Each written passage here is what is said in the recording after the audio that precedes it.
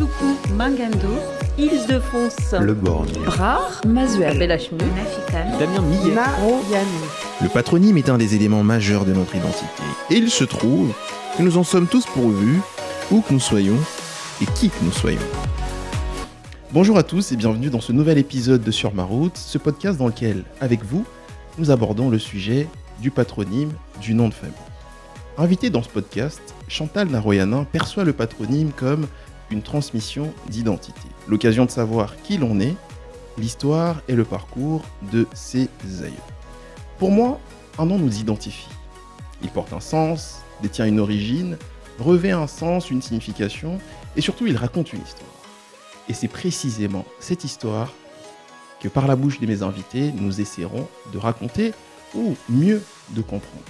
Mais attention, l'exercice n'est pas anodin, car parler de son nom, ça revient à se confier, à se dévoiler, à livrer une part de soi. Mais évidemment, mes invités acceptent allègrement de se prêter au jeu, et c'est avec plaisir que j'accueille aujourd'hui dans Sur ma route, Abdoulaye Kanté. Bonjour et bienvenue dans Sur ma route. Bonjour et merci pour l'invitation. Merci de l'avoir accepté surtout. Policier. Moi, je dirais policier investi, engagé, très médiatique. On ne compte plus tes interventions sur des médias un peu moins connus que le mien, comme BFM, Sud Radio, etc. Donc, qui débutent à peu près. Ouais. Et je sais que tu as fait ta première télévision chez Thierry Ardisson, notamment dans Salut les Terriens. Un animateur pas très connu non plus, qui fait ses débuts. Ouais, c'est un petit jeune qui commence dans le métier. Tout à fait. Et j'ai entre mes mains Policier, enfant de la République, ton livre, coécrit avec Jean-Marie Godard, c'est bien ça, et publié aux éditions Fayard. Alors, une fois que j'ai dit tout ça, qu'est-ce qu'on peut rajouter pour que ta présentation à toi soit complète et parfaite ? Alors, oui, pour finir la présentation, pour la compléter, je suis quand même avant tout policier, en dehors d'être dans les médias, donc toujours en activité. Et aussi, comme tu as dit, engagé aussi. Je suis engagé aussi dans l'associatif. Ouais, ça, je suis dans l'associatif parce que je fais partie d'une association qui s'appelle Tous Unis, Tous Uniques, qui fait la promotion de la citoyenneté, des valeurs de la République, et avec un de mes comparses, Abel Boyer, on sillonne la France pour sur différents modules, et je suis référent police jeunesse. Donc dans le but effectivement de pouvoir faire connaître ce métier vraiment à ceux qui ne le connaissent pas ou bien qui ont des idées reçues. Mais on va dans des structures qui sont, on va dire, assez difficiles, dans les quartiers où il y a vraiment une forme de misère sociale, et vraiment les toucher et faire comprendre que l'institution, même aussi le régalien, peut leur parler, et aussi essayer de casser ces idées que l'on a l'habitude de voir, notamment, que ce soit à travers les réseaux sociaux ou autre chose, qui cultive la désinformation. Et surtout qui véhicule une mauvaise image aussi de l'institution à laquelle tu appartiens. Oui, non, mais après, c'est qui véhicule une mauvaise image, mais aussi essayer de manière humble aussi, leur montrer qu'eux ont peut-être aussi des facteurs d'identification.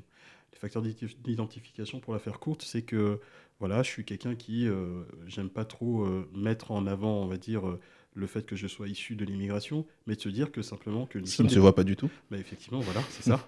Mais faire comprendre qu'on peut venir d'un milieu qui est assez difficile, et aussi peut-être avoir cette possibilité, cette capacité de casser ce qu'on appelle le plafond de verre.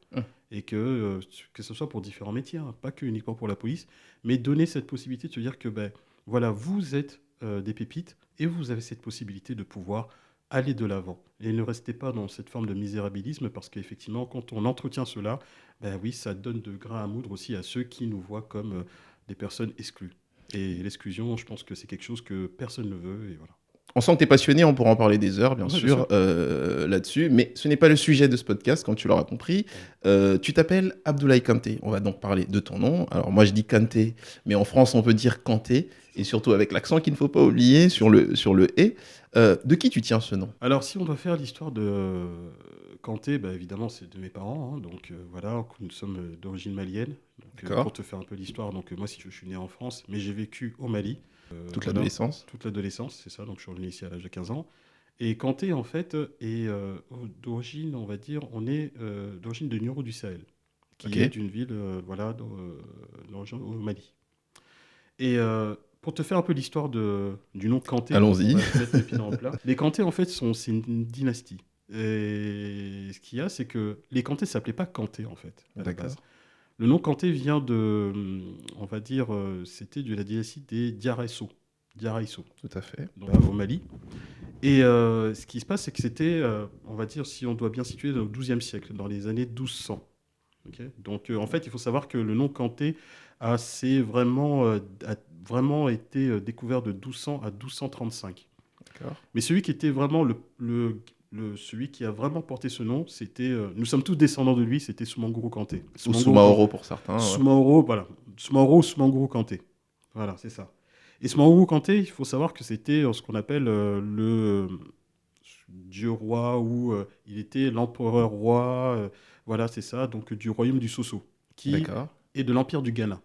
Alors, si on doit faire un peu d'histoire et tout, l'empire du Ghana, c'était cet empire qui s'étendait, on va dire, de l'actuel Mali, qui prenait le Sénégal, le Burkina, le Niger, enfin vraiment, c'était assez très étendu. Et si tu veux, donc c'était le roi sorcier, on l'appelait aussi le roi sorcier, D'accord. et donc qui, voilà, effectivement, était vu comme quelqu'un qui terrorisait, on va dire, les populations. Ok. Et pour faire son histoire, c'est que il avait comme quelqu'un qui, voilà, l'avait défié, c'était Soundiata Keïta. Soundiata Keïta, qui était J'allais y venir. le roi du Mandé, Tout à fait. qui était en fait cet enfant qui était issu d'une grande fratrie, mais qui était handicapé. Et il faut savoir que Soumanguru Kanté, voilà, dans ses périples, voilà, de conquête, avait décimé quasiment sa famille, Ok. mais il l'avait laissé lui et une de ses sœurs. Hmm. Parce qu'il estimait qu'il était handicapé, donc voilà. Et plus tard, en fait, l'histoire fait que Soundiata Keïta, qui voilà, a réussi à recouvrir voilà, ses jambes, voilà, et a pu, on va dire de manière très très maligne, envoyer sa sœur pour séduire Soumanguru Kanté, qui aimait bien les femmes, qui aimait bien les belles femmes. Et cette dernière avait réussi à découvrir ses secrets ce qu'on appelle ses secrets d'immortalité. D'accord. Et donc essayer de, voilà, de voir avec son frère, avec qui elle était toujours en contact, pour lui dire, écoute, voilà, c'est grâce à ça que tu pourras battre Soumanguru Kanté, donc avec une fameuse flèche. Et donc lors de la bataille, là où effectivement le règne de Soumanguru Kanté s'arrêta, c'était lors de la bataille de Kirina en 1235, où effectivement Soumanguru Kanté, lors d'une bataille, mais qui reste vraiment mémorable dans l'histoire du Mali. Alors les gens disent que Soundiata Keïta aurait touché en plein cœur Soumanguru Kanté avec cette flèche, D'accord. et que Soumanguru Kanté serait enfui derrière les montagnes de Kirina, ou soit se sera envolé, transformé en oiseau et derrière les montagnes. Donc c'est la légende. Ça, c'est la légende. Alors, c'est tellement intense et en même temps, il y a une bonne maîtrise de l'histoire de ton nom, ce qui me bouffe quelques questions, mais c'est tant mieux, très très bien. Alors, tu me dis que tu le tiens de tes parents. Ouais. Donc, hormis l'aspect historique très riche et très intéressant, d'ailleurs, j'invite nos amis à aller en découvrir davantage. Ton homonyme direct, comment ça se passe au niveau de la transmission? Alors, mon homonyme direct, il faut savoir que c'est mon grand-père. D'accord. C'est mon grand-père, en fait, qui s'appelait Abdoulaye Kanté. D'accord. Et il faut savoir que dans notre famille, on a énormément d'homonymes. Ok. Je prends un exemple, tu vois, par exemple, ma sœur s'appelle Baya Kanté. D'accord. Et ma grand-mère, qui était une... On a souvent dit qu'il y a le patriarche, mais elle, je ne sais pas si on dit matriarche, enfin voilà, elle avait... Oui, enfin... C'était une maman qui, vraiment, elle avait... mes parents, enfin, plutôt mon père, a une fratrie de 10 enfants. Ouais, seulement. C'est ça, seulement, tu vois. Bon, tu me diras, moi, je suis ici d'une fratrie de... On est 7. D'accord. On est 7. C'est le minimum. C'est ça. Donc ça, voilà. Et si tu veux, c'est que elle estimait que voilà, qu'il faut que le prénom de Baya Kanté, soit transmis de génération en génération. Et je peux te dire qu'il y a même des Baya Kanté, même au Japon, s'il te plaît. D'accord. Ouais. Ok. Donc tu vois, c'était une cousine qui est éloignée, mais qui s'appelle Ils ont Baya. réussi à se... Comme des Abdoulaye et tout ça, donc Abdoulaye Kanté, donc tu en as énormément partout. Parce que Abdoulaye Kanté, c'est pas que malien. C'est aussi vraiment sur ce prénom est diffusé au niveau de l'Afrique subsaharienne. Donc, c'est plus l'ethnie finalement, et étant donné que l'ethnie est sur plusieurs pays. Il faut savoir que l'ethnie des Kanté, on était ce qu'on appelait les forgerons. On fait partie de ce qu'on appelle l'ethnie des forgerons. D'accord. Donc on forgeait l'or des rois, dans un ancien temps. D'accord. Et en fait, moi, si tu veux, l'homonyme, c'est mon grand-père direct. Tu vois, et qui lui aussi voilà, a eu ton livre. Et nous, dans la tradition, on est toujours l'homonyme de notre père ou notre grand-père. Au-delà de l'aspect historique, bien sûr, est-ce que tu as une idée de la signification ou du sens de Kanté, le patronyme Kanté? Alors, le patronyme Kanté, en fait, c'est, si tu veux, la signification. Il n'y a pas forcément une signification. En fait, ce nom, en fait, est issu d'un chant, d'un chant, en fait, de griots. Ce sont les griots qui. Alors, je vais encore ramener à l'histoire. C'est que, Allons-y. si tu veux, ce Mangou Kanté, en fait, il faut savoir que quand ce truc est venu, ce nom est venu de ce qu'on appelle de la famille Diaresso. D'accord. Et il y avait des griots. Des griots, pour nos auditeurs, pour ceux qui veulent savoir, ce sont des personnes qui chantaient l'histoire des rois ou des personnalités. Alors, si on doit faire un petit parallèle avec l'Europe, c'était. Je ne sais pas si on peut dire si c'était. Des biographes? Non, ouais, c'est ça un peu. Je sais pas, c'est un peu les bouffons des rois. Oui, Tu sais, d'accord. ceux qui vraiment chantaient vraiment Les louanges, les louanges, du roi, etc. C'est ça. Tout Et à si fait. tu veux, c'est très ancré dans l'identité, on va dire, africaine. Et on Tout à sait fait. très bien que dans chaque festivité, dans chaque. On sait qu'il y a toujours un griot qui est là.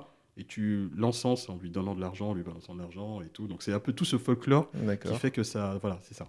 D'accord. Et Kanté, en fait, ce nom est venu lors d'un chant. C'est-à-dire que Soumango Kanté, en fait, a pris ce nom lors de chants de griots qui D'accord. chantaient ses louanges. Ok. Tu vois, c'est ça. Il chantait ses louanges. Et par contre, les gens devaient fermer leurs oreilles quand on chantait les louanges du roi Ok. à cette époque-là. Il Ok. fallait, parce que c'était uniquement pour lui. Et c'est à ce moment-là que le nom Kanté est arrivé. Est-ce que pour toi, ça veut dire quelque chose? Est-ce que tu peux le transposer aujourd'hui en étant porteur du nom Kanté? Alors, si tu veux, le nom Kanté s'est diffusé vraiment partout. Et je pense que ça a une certaine importance parce que ça a une certaine. Quand tu dis Kanté, forcément, ça te rapporte à quelque chose qu'on entend. On va dire, oui, on va parler du footballeur, mais il n'y a pas que ça. Mais si tu regardes bien l'histoire, on sait que très bien que les fondations même du Mali, du Mali, forcément, tu sais qu'il y a Kanté, Soumaoro Kanté, mais qui, évidemment, n'avait pas, on va dire, la bonne place parce qu'il était vu comme Un sorcier. un sorcier et quelqu'un de sanguinaire. Et tu veux que je te raconte une petite anecdote? Allons-y. rapide On est là pour Souvent, en fait, mes filles, parce que j'ai 2 filles, D'accord. elles aiment bien, surtout ma grande, en fait, elle aimait bien, parce que moi, je suis très attaché à la culture, tu sais, parce qu'elles ont la double culture. Ça se voit. Et je suis très attaché à cela parce que pour moi, c'est une richesse. Et souvent, à l'époque, ma fille, elle me dit, elle voulait connaître l'histoire du nom. Pour te dire, hein, tu sais, dès là, tu vois, je D'accord. pense qu'elle aurait même pu faire l'émission. Ouais, je l'inviterai. C'est ça. Et elle me dit, papa, ouais, je sais ça, c'est quoi le nom de Kanté? Et voilà. Et je lui ai parlé de notre ancêtre Soumango Kanté. Et donc, si tu veux, tu as des vidéos YouTube et tout ça, je lui ai acheté des bouquins sur voilà. Et D'accord. tout est ramené à Soundiata Keïta parce que celui qu'on entend plus parler, C'est Soundiata c'est Keïta. Soundiata Keïta qui Ouais. était le roi du Mandé, etc. Mais on ne connaissait pas justement comment Soundiata Keïta est devenu Soundiata Keïta. C'est-à-dire grâce à qui? En combattant qui? Oui. Et quand on aborde le sujet de Soumango Kanté, alors ma fille, elle me dit, mais papa, en fait, on était des méchants. Il était méchant. J'ai dit, bah, c'était à l'époque. Mais voilà, on dit toi que tu es descendante de notre ancêtre qui était Soumango Kanté. Et puis c'est l'histoire des conquêtes, de toute façon, Exactement, c'est ça. qui ne se font malheureusement pas avec que des fleurs et des ça. roseaux. C'est ça. Maintenant, les traits caractéristiques, en plus de tout ce que tu m'as dit, donc moi je retiens l'histoire de la flèche, je retiens tous les aspects mystiques ou ésotériques un petit peu. Est-ce que tu crois qu'il y a des superstitions autour du nom Kanté? Alors, des superstitions, je ne pense pas, mais je sais que c'est une forme de grand respect, en fait. Que quand tu évoques le nom Kanté, en fait, on te voit un peu comme une forme il y a une sorte de grandeur et de respect, parce que Kanté, au-delà de la signification historique, c'est vu comme vraiment, je pense aussi au sein de la communauté africaine, vraiment un nom qui est connu, noble, et qui est riche d'histoire aussi. Okay. Mais après, au niveau de la mystification, non, la mystification, on ne l'a pas, et parce que je pense que c'est quelque chose de très lointain.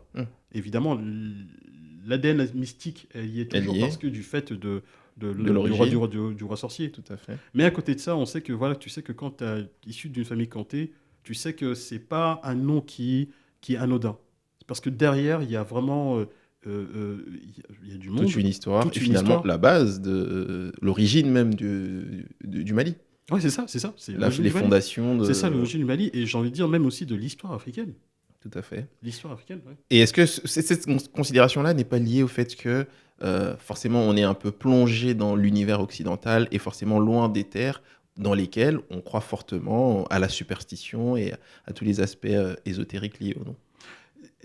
tu vois, ce qu'il y a par rapport au nom, c'est que je pense que souvent on a du mal je ramène toujours encore à l'histoire, mais il faut aussi connaître un petit peu l'histoire de chaque nom. Parce que on sait que dans l'Occident, chaque nom, il y a une forme de signification. On sait que derrière, tu peux l'accrocher à quelque chose. Tout à fait. Et c'est vrai que je pense que par rapport à l'Afrique, et quand on est loin du continent, on n'entretient pas cela. Ouais. Tu vois, on ne l'entretient pas. Et je pense que c'est bien pour la culture parce que il faut entretenir. Chaque nom a une forme de signification. Tu peux voir aussi, par exemple, dans certains, si on part en Occident, je prends un exemple comment dire, en France, dans chaque nom a une identité par rapport à la région. Je prends exemple, je sais pas, je prends un nom Albertini ou quelque chose comme ça, consonance italienne, mais tu sais que voilà, c'est beaucoup ancré en Corse. Tu vois, c'est ça. En fait, ou bien si tu as, je sais pas, je prends un exemple, Jean-Marie Schlosser. Schlosser, un peu côté, on va dire, un peu germanophone, mais on sait que ça va mettre du côté alsacien. Tout à fait. Tu vois. Donc, il y a des noms, des trucs comme ça où il y a une forme d'identité qui sont entretenus, parce qu'on sait qu'il y a une forme d'identité régionale. Et concernant les noms africains, ben, c'est sûr et certain que tu auras des noms où tu pourras les accrocher par rapport à une région. Mais l'histoire, on n'a pas tant que ça. Alors, tu me disais à l'instant que tu avais 2 filles. Ouais. Donc, tu as dû transmettre ton nom à toi, ton patronyme, à tes filles. Ouais. Déjà parce que la France te l'impose, la loi française te l'impose. Mais qu'est-ce que ça traduit de transmettre son nom à ses enfants ? Est-ce que tu avais le choix ? Est-ce que tu pouvais, par exemple, associer ton nom au nom de la mère ? Est-ce que tu l'as envisagé ou vous l'avez envisagé ensemble à un moment donné ? Et qu'est-ce que ça traduit finalement, la transmission de ton nom à tes enfants ? Juste, la réponse est dans ta question, c'est que c'est la transmission en fait. Parce que Ok. souvent, on sait que maintenant, tu peux mettre les deux noms associés, mais moi, si tu veux, je suis un peu dans l'ancienne époque où pour moi, ben, le nom du père, même si effectivement c'est possible maintenant de rajouter le nom de la mère et tout, mais voilà, pour moi c'était naturel parce que j'ai été élevé comme ça, j'ai été éduqué. Donc en fait, la transmission se fait de facto, c'est que quand, après ça, on va dire c'est un peu patriarcal, etc. et tout, peut-être, mais moi en fait, pour moi c'était nécessaire de mettre le nom de mon nom. Ton nom à toi, mon nom, tes parce enfants. qu'il y a une histoire, parce qu'il y a comme tu l'as dit, il y a cette transmission. C'est en fait une chaîne, en fait. Il faut que ça soit transmis, et voilà. D'accord. Alors, question encore un peu plus personnelle. Ouais, tu n'as fait que des filles. Ouais. Si on suit ta logique à toi, ça voudrait dire que ton nom ne s'arrêterait qu'à toi, finalement. Ne considérant pas tes frères et sœurs. Ton nom ne s'arrêterait qu'à toi parce que tes filles ne porteraient finalement pas, lorsqu'elles seraient vouées au mariage, éventuellement, dans l'hypothèse d'un mariage, elles céderaient forcément leur nom au profit de... Est-ce que toi, tu les orienterais dans ce sens-là ou tu militerais quand même pour qu'on garde Kanté ? Bah, disons que... Après, tu sais, les époques changent, hein. Tu sais, la société évolue. Donc maintenant, c'est vrai qu'à une certaine époque, tu avais que le nom du père qui était, entre guillemets, imposé. Tu avais rarement, sauf si le père ne reconnaissait pas l'enfant, ou soit né sous X, tout. Donc tu as toutes ces particularités. Mais c'est vrai que maintenant, de moins en moins, on voit que... Et même maintenant, il y a une forme de changement. Maintenant, le père n'a même plus son prénom sur les formulaires, il n'y a que le nom de la mère, etc. Donc ça, c'est un commun accord. Ouais. Mais moi, après, effectivement, j'aimerais bien qu'il y ait une forme de pérennisation du nom Kanté auprès de mes filles, et je leur ai fait comprendre qu'elles n'oublient pas qu'elles sont des Kanté, et par contre, voilà, elles décident de leur avenir et tout. Voilà. Sinon, ça va mal finir pour elles. De toute façon, elles le savent. Très bien. Alors, on a tous une anecdote. Moi, j'en ai quelques-unes sur mon nom, moi. Est-ce que tu as pensé comme ça une anecdote où tu peux en improviser une sur ton nom, soit sur la prononciation, aussi bien au travail, à l'école, dans la rue Bah écoute, il y en a plusieurs. Il y en a plusieurs parce qu'on en parlait juste en hors antenne. Quand souvent, je pense que tout le monde aussi est confronté à cela, c'est que quand vous remplissez les formulaires administratifs, que ça soit sur le net ou même si vous prenez attache avec une administration et tout, donc ou quand on vous contacte. Moi, Kanté, en fait, il faut savoir que des fois, quand tu remplis certains formulaires, donc tu ne peux pas mettre des fois l'accent. Tout à fait. Et donc, du coup, ça va être lu Kant. Ok ? Kant ou voilà. Et même quand tu parles au téléphone et quand tu expliques, oui, bonjour, je m'appelle Abdoulaye Kanté, t'en as qui, quand tu épelles, ils vont pas comprendre. Ils vont dire un Q. Tout de suite, ils vont mettre Q. Oui, Kanté. Voilà, c'est un Q ou Kanté ou Q-E-N-T. Tu vois ? Ça n'a rien à voir. Rien à voir. Mais ça, c'est phonétiquement. Donc, les gens, C'est là que, comme tu dis... Ils ne vont pas tout de suite chercher le cas... C'est ça. Ils vont pas chercher le cas, tu vois, il y a ça. Ou des fois, quand on est entre collègues, ou des fois, il peut y avoir la blague, on peut dire, tiens, la taverne de Maître Canter, Ok. tu vois, ou bien à l'époque... Ils sont bien inspirés. Tu vois ce que je veux dire? Ou bien, voilà, ou bien pour ceux qui aiment bien la bière et tout, donc il y avait cette fameuse bière qui s'appelait Canterbro. Ok, oui. C'est ça, Oui, tu tout vois, à fait. Canterbro. Ou D'accord. bien cette fameuse pub, tu sais, du fromage qui est Le connu. Cantal. Non, le comté. Ah, le comté. Ah oui, C'est oui, ça. d'accord, ok. Le fromage du Cantal, je pense à autre chose, d'accord, ok. Tu vois? Mais il y a tant d'autres. Après, c'est à la fois comment dire, des blagues, des trucs comme ça. Et je pense que. Mais qui te font sourire finalement. Bien sûr. Oui.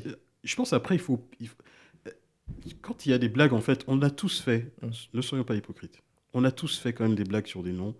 Et pas qu'il y ait, on va dire, une espèce de condescendance. Effectivement, on le sent, on est humain. Quand il y a une forme de condescendance dans ton prénom ou des choses comme ça, je pense que voilà, il y a ce truc qui fait que tu vas le ressentir. Tout à fait. Voilà, ça, il faut pas non plus. Voilà. Mais quand il y a de la rigolade, on sait très bien que voilà, on rigole. Au-delà même de l'aspect, on va pas prendre le côté raciste, etc. On rigole entre nous. Et ça permet voilà, à la fois de détendre l'atmosphère et tout. Et voilà. Donc, il y a là où ça m'agace aussi, par exemple, c'est effectivement certaines administrations. Ouais. Comme tu l'as dit, peut-être par un manque de culture ou quelque chose comme ça, fait que des fois ton nom est écorché. Et moi, c'est vrai que je demande, est-ce qu'il ne faut pas écorcher votre nom? Comment ça se dit? Tout à fait. Tu vois, comme ça, tu respectes la personne. Oui. Voilà. Alors, au début, en intro, moi, je dis toujours ce que moi, je pense du nom. Je présente ma définition à moi du nom et surtout la définition de mes précédents invités.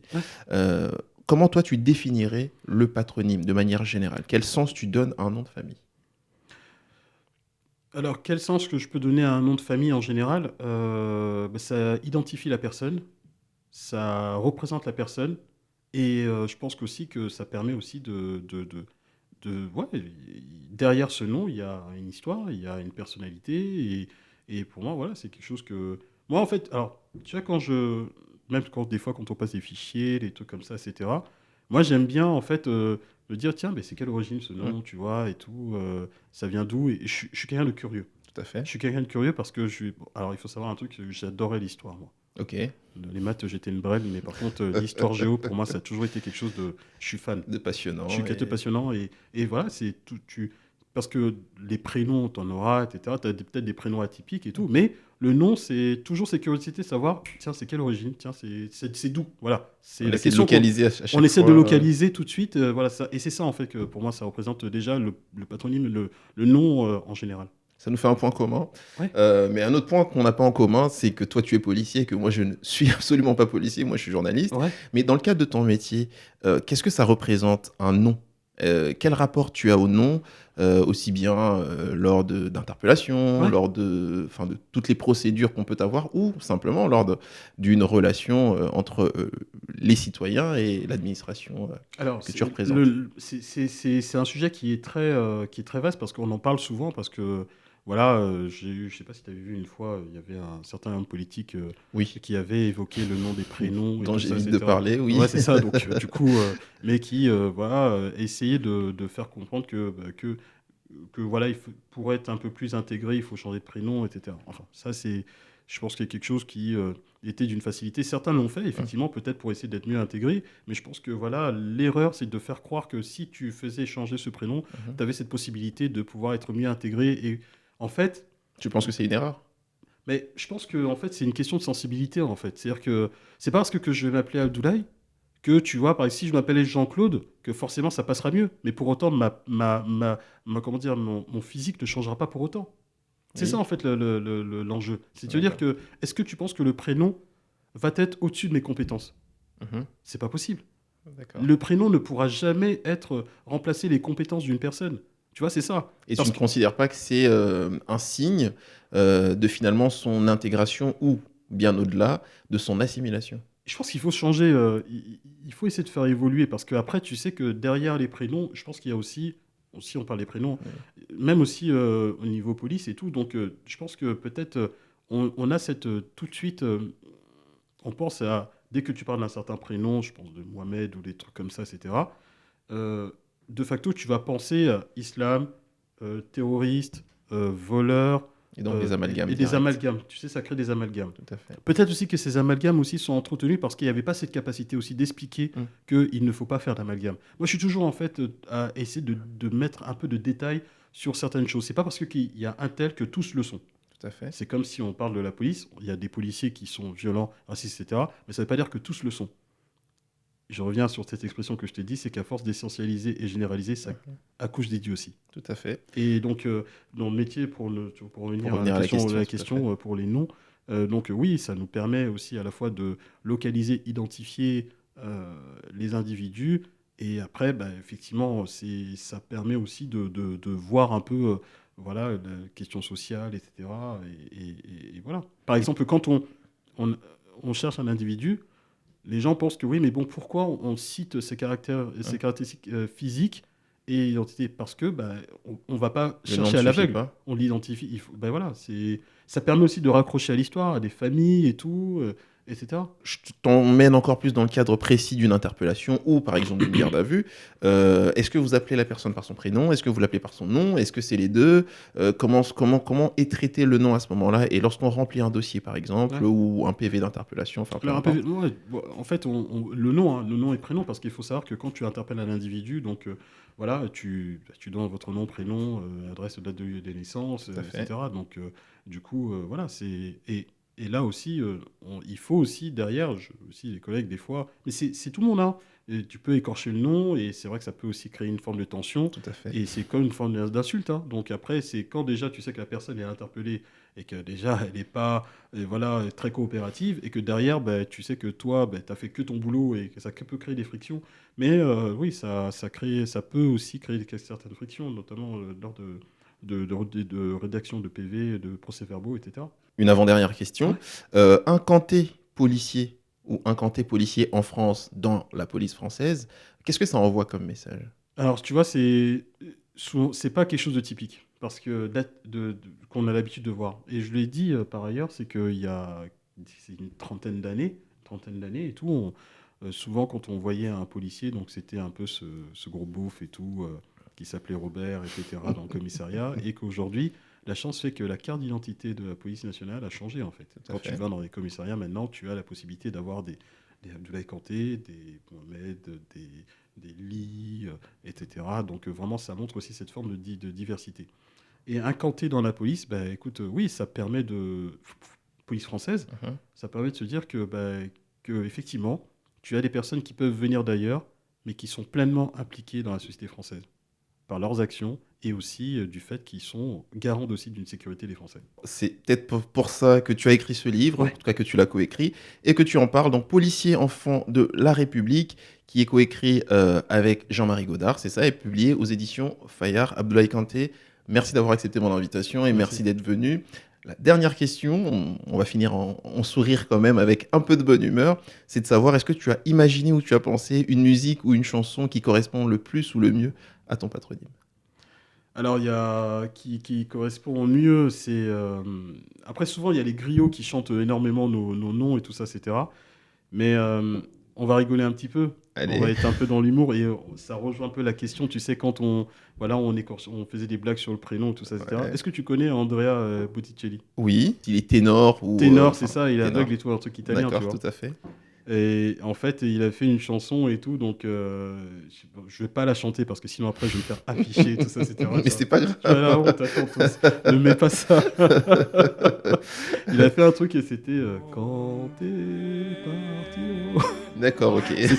C'était un truc tout comme ça. Donc après, voilà, il y a souvent quand on chante ça, des fois, tiens, il y a des gens des collègues en fait, des fois on rigole et qui prennent mon nom et qui s'en amusent. Et qui s'en amusent. En tout cas, je suis ravi que toutes les anecdotes ne soient que des anecdotes positives, forcément, et des choses qui nous mettent le sourire aux lèvres, donc ce qui n'est pas plus mal comme ça. On en a besoin. Je pense que, tu vois, des fois, c'est vrai qu'on est dans une période assez, on va dire, je dirais pas morose, mais bon, assez compliquée pour tout le monde, que ça soit social ou même, et des fois, de temps en temps, tu vois, qu'il y ait des moments positifs, des moments qui puissent vraiment permettre aux gens vraiment de pouvoir relâcher et d'essayer de penser à autre chose et tout, et des fois ça fait du bien, et je pense que voilà, ton podcast et tout, que je recommande vraiment à beaucoup de gens, qui permet aussi de sortir un peu de sa zone, on va dire, de confort et de parler de choses qui sont assez atypiques. Et moi, quand j'ai vu tu m'as contacté, j'ai regardé un petit peu ce que tu faisais et tout. Je me dis tiens, c'est pas du tout ce que j'ai l'habitude de rencontrer, et je trouve que c'est très bien. Très bien, merci beaucoup, merci pour ces fleurs et ces compliments. Merci à vous surtout d'avoir regardé et écouté cet épisode de la première à la dernière minute. Si vous avez en tête le nom ou le visage d'une personne que vous aimeriez voir en face de moi, n'hésitez pas à le mettre en commentaire. Abdoulaye, moi j'ai l'habitude de laisser mes invités conclure l'émission ou le podcast par un mot, une phrase, une idée, peu importe. Donc moi je te laisse les clés de la boutique et à toi la conclusion face à la caméra. Alors, comme étant donné que j'ai les clés de la boutique, c'est un grand honneur. Non, mais je pense que pour faire une phrase, on va dire, simple et tout, je pense que quand vous avez des rêves, n'acceptez jamais qu'on vous les vole. Parce que vous êtes les seuls détenteurs de ces rêves. Patronyme, généalogie, étymologie, topopatronyme, histoire. Bref, on a tous un blaze. Alors viens, on parle du tien. Viens, on se blase.